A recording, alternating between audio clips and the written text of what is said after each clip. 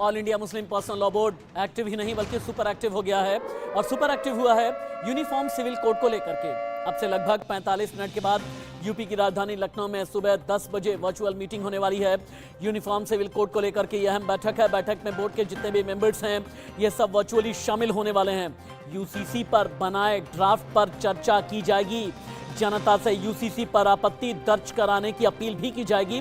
खासतौर से मुस्लिम समुदाय से इस तरह की appeal all India Muslim personal law board कर सकता है। इंडिया न्यूज संवाददाता चंद्रमणि शुक्ला ज्यादा जानकारी के साथ यूपी की राजधानी लखनऊ से लाइव हैं। चंद्रमणि, इससे पहले all India Muslim personal law board के लोगों से मेरी बात हुई।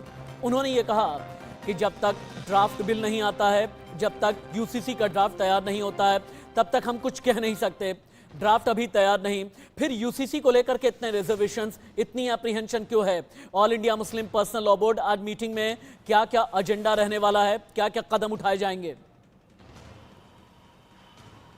जी देखिए, अगर आज की बात करें तो आज all India Muslim personal law board की बैठक होनी है और ये वर्चुअली बैठक होनी है। इसमें तो जो सदस्य हैं, अध्यक्ष हैं, वो सब जुड़ेंगे और इसमें खास तौर से उस चर्चा की जाएगी कि ड्राफ्ट जो लॉ कमीशन को भेजना है वो कैसे तैयार किया जाना है। उसके पहले भी 28 तारीख को एक आनन फानन में बैठक बुलाई गई थी जहाँ पर तमाम तरह की बातें की गई थी और ड्राफ्ट को लेकर उस दौरान भी चर्चा की गई थी।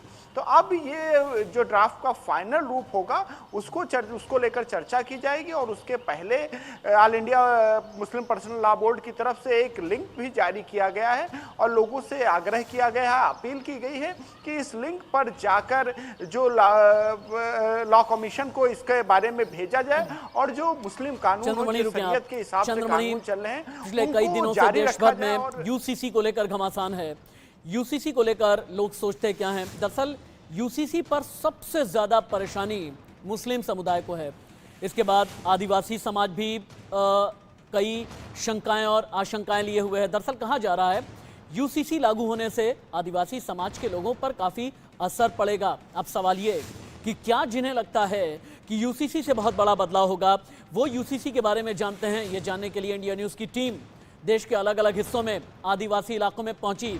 एमपी के छिंदवाड़ा से अफाक हुसैन की आदिवासी लोगों के बीच से यूसीसी पर रिपोर्ट लाइव।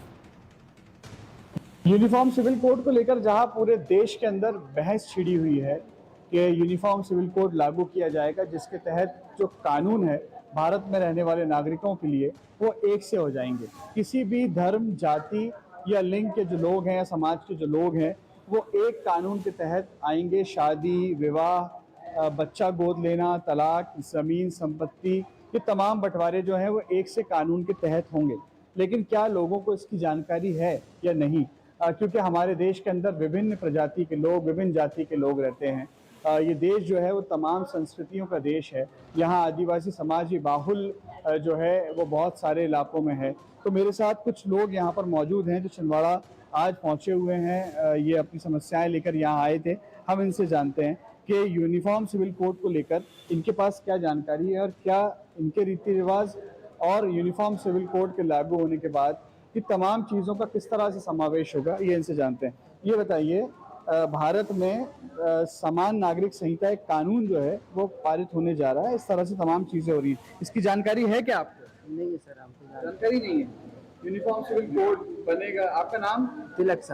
तिलक सा लोगो। कहाँ से आए हैं? हम दमुआ के रहने वाले। जो आप शादी विवाह जो अपने यहाँ होती है उस शादी विवाह जो है तमाम सबके लिए एक से कानून हो जाएंगे। आपका क्या रीति रिवाज के साथ शादी विवाह होता है?